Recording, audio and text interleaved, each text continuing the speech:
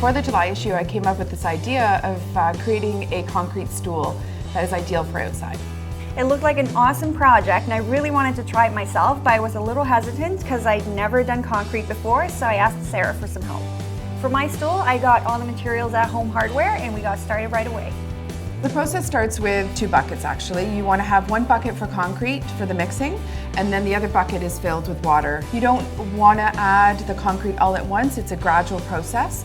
So you just throw in a bit of concrete at first, start mixing with a bit of water, and you just keep on adding it until the whole bag is mixed. Because we used a quickset concrete, we needed to keep things going quickly, so we got our friend Alex to help us. It's really key to follow the instructions on the concrete packaging because it is a science and you do need to have the right water and concrete ratio, because if you add too much water, it won't set properly and it could just become a disaster.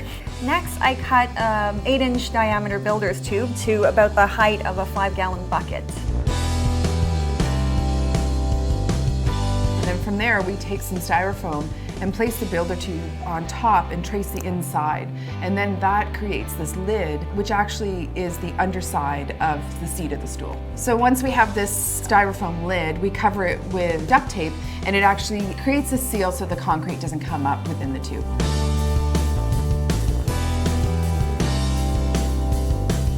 And we measured 3 inches from the lip of the tube and used an X-Acto to poke some holes through, and then got our 2 dowlings through that tube, which allowed it to just sit on the bucket.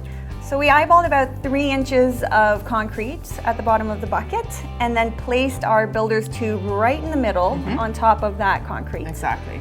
And then we needed to weigh it down. Because the concrete will naturally push the builder's tube up, in the center we just took some old paint cans and weighed them down with some rocks and put them inside to weigh it down.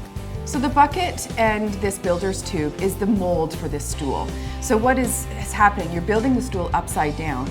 The builder's tube is creating this hollow air core, exactly, so that the stool isn't too heavy. Every once in a while you do want to bang the sides, because what that will do is will release any air pockets and just make everything level.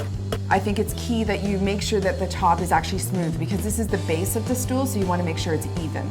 Once done, we put it aside and let ours set for 5 days, and you want to try to not overdo that 5 days because it becomes more difficult to take apart.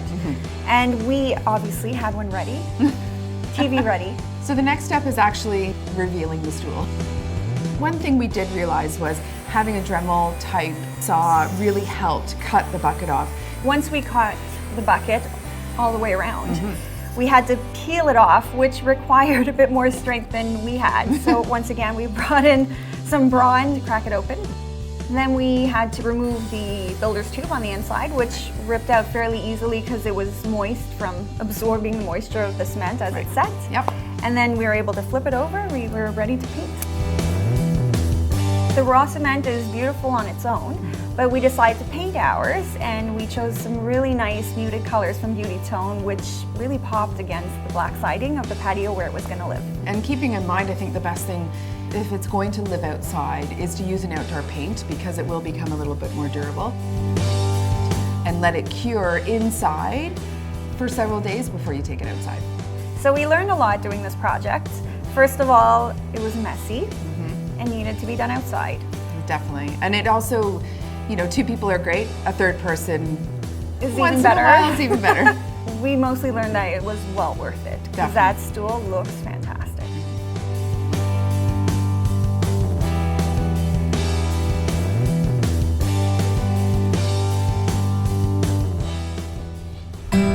Homeowners helping homeowners with expert advice.